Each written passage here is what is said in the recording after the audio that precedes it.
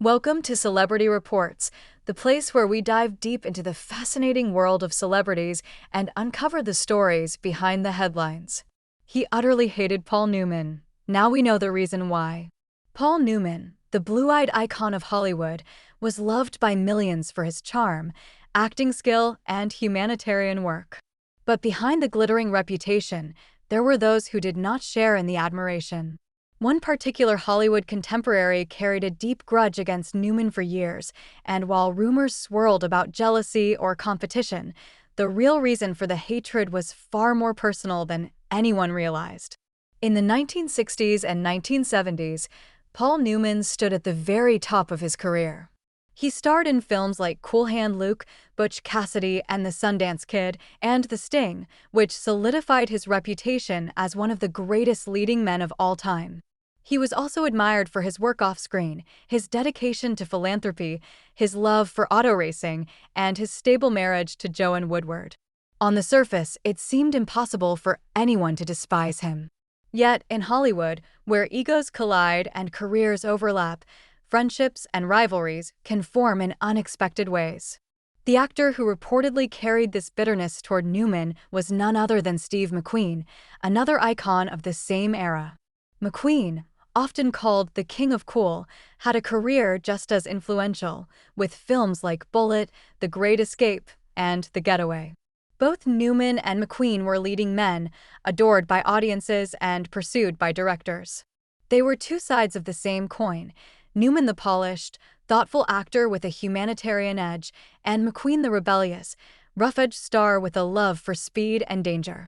From the outside, fans imagined they might be friends. In reality, tension ran deep. At first, the tension was professional. McQueen believed Newman received roles and recognition that he himself deserved. When both were offered the chance to star together in Butch Cassidy and the Sundance Kid, disagreements quickly arose over billing. McQueen wanted his name to appear first, but so did Newman. Neither side would budge, and McQueen eventually walked away from the project. Newman stayed on, and the film became a massive success, further fueling the resentment. To McQueen, it was not just about credits on a poster, it was about respect, status, and pride. But the dislike didn't stop there. Away from the cameras, their competition spilled over into their personal lives. Both men were passionate about racing, and stories from those who knew them suggest that McQueen often felt Newman was intruding into what he considered his domain. McQueen had been racing long before Newman picked it up seriously, and when Newman started to gain recognition on the track, McQueen felt overshadowed once again. For McQueen, racing wasn't just a hobby, it was an identity. To see Newman, the Hollywood golden boy, praised for something McQueen believed was his world, stoked an anger that went beyond professional rivalry. The final piece of the puzzle was personality. Newman was known for his generosity and calm demeanor, while McQueen carried a rough edge and a deep mistrust of others. Friends said McQueen didn't like how effortlessly Newman navigated fame, how directors adored him, and how audiences admired not just his acting but his charitable work.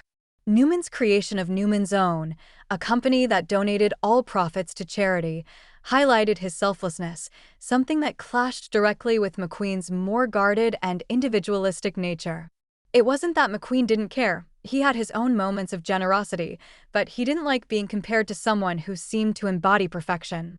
Now, decades later, those who worked closely with both stars have spoken more openly. The truth about McQueen's hatred was that it came from insecurity. He respected Newman's talent, but couldn't reconcile it with his own need to be seen as the best.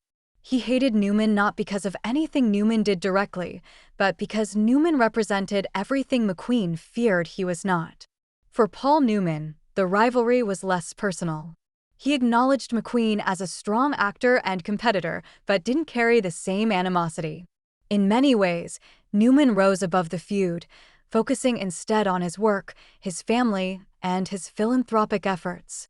That difference in perspective may explain why Newman is remembered not only as an actor, but as a humanitarian legend, while McQueen is remembered as a brilliant, troubled star who often fought his own inner battles.